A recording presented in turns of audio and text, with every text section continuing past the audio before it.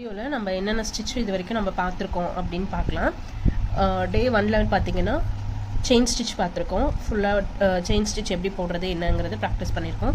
டே 2வும் அதே தான், chain stitch தான் ப்ராக்டிஸ் பண்ணியிருக்கோம்.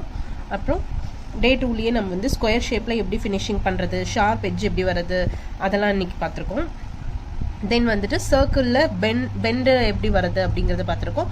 அதே மாதிரி ட்ரையாங்கிள் ஷேப்பும் நம்ம பார்த்துருக்கோம். ஓகேங்களா? ஸோ டே 1 டே 2 ரெண்டுமே வந்து நம்ம செயின் ஸ்டிச் தான் பார்த்துருக்கோம். ஸோ இதை நல்லா ப்ராக்டிஸ் பண்ணுங்கள். இதை நல்லா ப்ராக்டிஸ் பண்ணிங்கனாவே உங்களுக்கு வந்து ஆரி ஒர்க் கம்ப்ளீட்டாக வந்துடும் உங்களுக்கு. தென் டே 3ல் நம்ம ப்ராக்டிஸ் பண்ணது பார்த்தீங்கன்னா டபுள் செயின் ஸ்டிச்சு. ஓகேங்களா? நாட் வரும் சென்டரில், இங்கே வந்து டபுள் செயின் நம்ம போட்டுட்டு வரோம், இப்படி போட்டுட்டு வரோம். ஸோ அந்த ஸ்டிச் நம்ம ப்ராக்டிஸ் பண்ணியிருக்கோம்.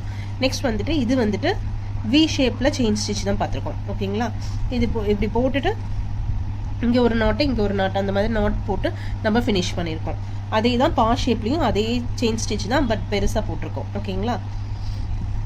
டே 4 பார்த்தீங்கன்னா நம்ம வந்துட்டு த்ரெட்டில் வந்து செயின் ஸ்டிச் பார்த்துருக்கோம். த்ரெட்டில் எப்படி ஃபில் பண்ணுறது, எப்படி த்ரெட்டில் வந்து செயின் ஸ்டிச் போடுறது அப்படின்னு நம்ம ப்ராக்டிஸ் பண்ணியிருக்கோம்.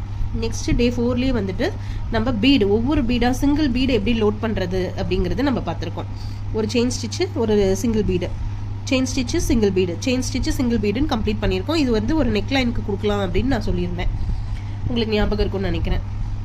நெக்ஸ்ட் வந்து டே 5 பார்த்தீங்கன்னா அதே வி ஷேப்பில் நம்ம பீடு இன்க்ளூட் பண்ணி நம்ம இதை கம்ப்ளீட் பண்ணியிருக்கோம்.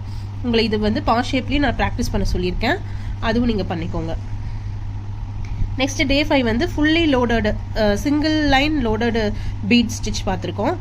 பீடை வந்து ஃபுல்லாக ஒரு சிங்கிள் லைனில் எப்படி லோட் பண்ணி செயின் ஸ்டிச் ஃபில் பண்ணுறது அப்படிங்கிறத பார்த்தோம். ஸோ டே 5ல் வந்து சிங்கிள் பீடு லோட் பண்ணுறது, இதில் சிங்கிள் லைன் லோட் பண்ணுறது பார்த்துருக்கோம். டே 6 பார்த்தீங்கன்னா சிங்கிள் பீடை எப்படி ஸ்டிச் பண்ணுறது அப்படிங்கிறதையும் பார்த்துருக்கோம். தென் வந்து ஒரு லீஃப் பேட்டர்னில் அவுட்லைன் எப்படி கொடுக்குறது, ஜரியில் அவுட்லைன் எப்படி கொடுக்குறது அப்படிங்கிறத பார்த்தோம். நெக்ஸ்ட் வந்துட்டு இப்போ பீடை வந்து ஃபுல்லாக ஃபில் பண்ணுறது எப்படிங்கிறதையும் பார்த்துருக்கோம். இதில் பார்த்தீங்கன்னா டபுள் செயின் ஸ்டிச் நம்ம கொடுத்துருக்கோம். ஸோ அப்போ வந்து நமக்கு அவுட்லைன் வந்து டபுள் செயின் ஸ்டிச் கொடுக்கும்போது ரொம்ப நீட் ஃபினிஷாக இருக்கும். ஓகேங்களா? நெக்ஸ்ட் வந்துட்டு டே 7 வந்து கட் ஒர்க் செயின் ஸ்டிச் பார்த்துருக்கோம். இது வந்து நம்ம கட் ஒர்க்குக்காக யூஸ் பண்ணுவோம், அது வந்து இப்போ நம்ம பார்க்கலாம். ஓகேங்களா? கட் ஒர்க் செயின் ஸ்டிச் பார்த்துருக்கோம். தென் வந்து கல்பாசி ஆர் வாட்டர் ஃபில்லிங் ஸ்டிச்சுன்னு சொல்லுவோம், இதை அமிபா ஸ்டிச்சுன்னு சொல்லுவோம். ஸோ இது வந்து ரொம்ப முக்கியம், இந்த ஸ்டிச்சை நம்ம பார்த்துருக்கோம். டே 8 வந்து ஃபுல்லாக சீக்வன்ஸ் பார்த்தீங்கன்னா தெரியும் உங்களுக்கு எப்படி மின்னுது அப்படின்ட்டு. ஃபுல்லி சீக்வன்ஸ் லோடட் ஸ்டிச் பார்த்துருக்கோம். தென் சிங்கிள் சீக்வன்ஸ் லோடட் ஸ்டிச் பார்த்துருக்கோம். தென் சீக்வன்ஸ் பீடுன்னு அது எப்படி பண்ணுறது அப்படிங்கிறது, அந்த 3 ஸ்டிச் வந்து டே 8 பார்த்துருக்கோம். நான் ஒவ்வொன்றா என்னென்ன ஃபினிஷ் பண்ணியிருக்கோம் அப்படிங்கிறது இதில் கன்க்ளூட் பண்ணுறேன். டே 9 பார்த்தீங்கன்னா பட்டன் ஹோல் ஸ்டிச் பார்த்துருக்கோம். நார்மல் பட்டன் ஹோல் ஸ்டிச்சு, இது டபுள் பட்டன் ஹோல் ஸ்டிச்சு. ஓகேங்களா? இது மேலே பண்ணணும், இது மேலே கீழே ரெண்டுமே சேர்த்து பண்ணுற மாதிரி இருக்குது. 9th டேயில் நம்ம இது 2 ஸ்டிச்சை பார்த்தோம். டே 10ல் பார்த்தீங்கன்னா Y striped button hole stitch பார்த்துருக்கோம். ஓகேங்களா? அதுக்கப்புறம் லாங் அண்ட் ஷார்ட் ஸ்டிச் பார்த்துருக்கோம் டே 10லேயே. பாருங்கள் எவ்வளோ நீட் ஃபினிஷாக இருக்குன்னு சொல்லிட்டு. நெக்ஸ்ட் வந்து டே 11 பார்ப்போம். டே 11ல் வந்து long and short stitch use பண்ணி டிஃப்ரெண்ட் டைப்ஸில் லீஃபை வந்து ஃபில் பண்ணுறது பார்த்துருக்கோம். ஸோ இது வந்து பார்த்திங்கன்னா டபுள் லைன் போட்டு ஒரு லீஃபை வந்து எப்படி ஃபில் பண்ணுறது அப்படிங்கிறத பார்த்தோம். இது வந்து சிங்கிள் லீஃப் எப்படி ஃபில் பண்ணுறது அப்படின்னுட்டு, கர்வாக வர மாதிரி எப்படி ஃபில் பண்ணுறதுன்னா, இதுவும் சிங்கிள் லீஃப் எப்படி ஃபில் பண்ணுறது அப்படிங்கிறத பார்த்தோம். ஸோ இதை நல்லா ப்ராக்டிஸ் பண்ணிக்கோங்க. இதை தான் நம்ம அதிகமாக யூஸ் பண்ணுவோம் ஃபில்லிங்காக. டே 12 பார்த்தீங்கன்னா சோட்டி ஸ்டிச்சுன்னு சொல்லுவோம். சோட்டி ஸ்டிச் வந்து இது வந்து நம்ம நெக்லைனுக்கு கொடுக்கலாம், அழகாக இருக்கும். ஒரு நல்லா வந்து திக்கான நெக்லைன் கொடுக்கணும் அப்படின்னா இந்த ஸ்டிச்சை நம்ம யூஸ் பண்ணி பண்ணலாம். ஓகேங்களா? நெக்ஸ்ட் ஸ்டிச் வந்து magic stitch or double colour chain ஸ்டிச்சுன்னு சொல்லலாம். ஸோ 2 கலரை வந்து நம்ம எடுத்துகிட்டு ஒரு கலர் கீழே விட்டுட்டு ஒரு கலரை மேலே எடுக்கணும், அதே கலரை திரும்ப கீழே விட்டுட்டு இன்னொரு கலர் எடுத்து அப்படி மேஜிக் ஸ்டிச் நம்ம போடுறோம். நெக்ஸ்ட் வந்து மேட் ஃபில்லிங் ஸ்டிச்சு.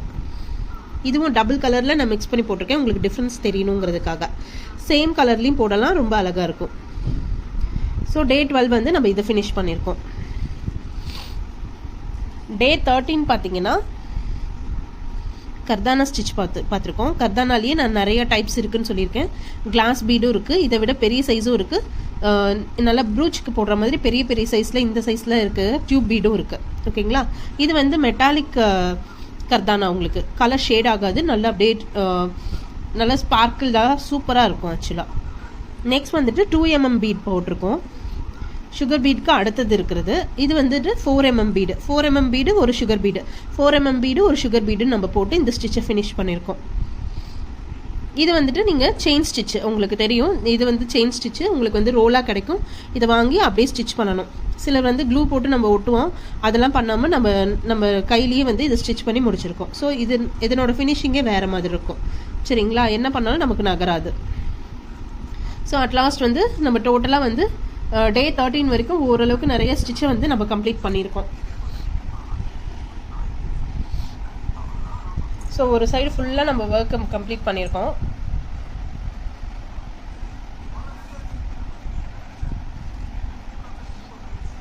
இப்போ பார்த்தீங்கன்னா தெரியும்.